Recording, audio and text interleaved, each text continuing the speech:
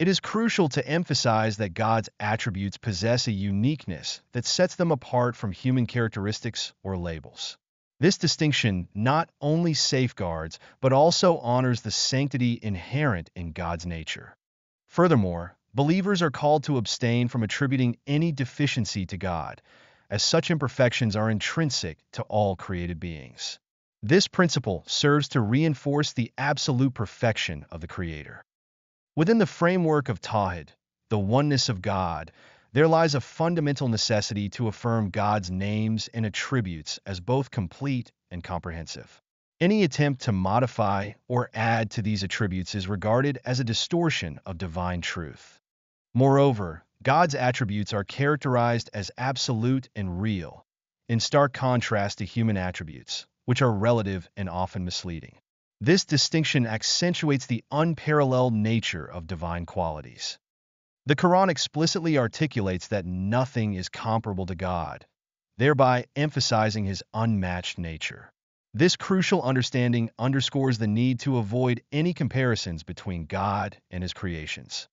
Scholars such as Imam al-Qurtubi emphasize that God's names and attributes possess a real essence that transcends human interpretations.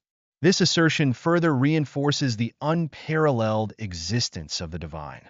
Recognizing the distinction between divine attributes and the qualities of created beings is essential for a genuine belief system. This understanding emphasizes the impossibility of comparing God's nature to that of his creations. Tawhid, or the oneness of God, necessitates that Muslims refrain from ascribing human-like qualities to God. This encompasses an understanding that God is free from all limitations and imperfections. It is imperative to adhere strictly to the names and attributes of God as revealed in the Quran and Hadith. Any alteration or misinterpretation of these divine qualities is strongly discouraged and viewed as problematic. The importance of fidelity to God's names and attributes, as prescribed in religious texts, highlights the need for faith that does not question the essence of these attributes. This principle reinforces the belief in the completeness and perfection of God's self-description. Furthermore, the concept of avoiding anthropomorphism in describing God underscores the necessity of distinguishing divine attributes from human qualities. This understanding is critical in preventing misrepresentation of God's nature in theological discussions. Acknowledging the limitations of human understanding concerning God's essence and attributes accentuates the belief that certain aspects of divinity remain beyond human comprehension. This perspective nurtures humility within theological inquiry. Early scholars asserted that comprehending God's essence is fundamental to understanding his attributes.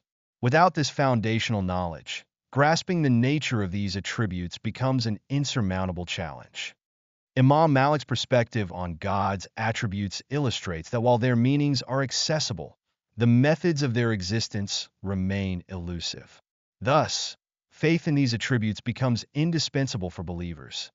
The distinction between God's perception and human perception reveals that God's actions cannot be fully understood through human terms. This further solidifies the uniqueness of God's divine attributes. The exploration of divine attributes necessitates an understanding of God's perfection, which stands in stark contrast to the inherent deficiencies of created beings. This distinction serves as a fundamental principle in theological studies. It is vital to learn about the potential pitfalls that could undermine our comprehension of God's names and attributes. Scholars identify specific errors that can distort this understanding. In the subsequent lesson, we will explore 4 main categories of errors that can compromise our grasp of God's attributes. These categories encompass association, distortion, reasoning, and qualification.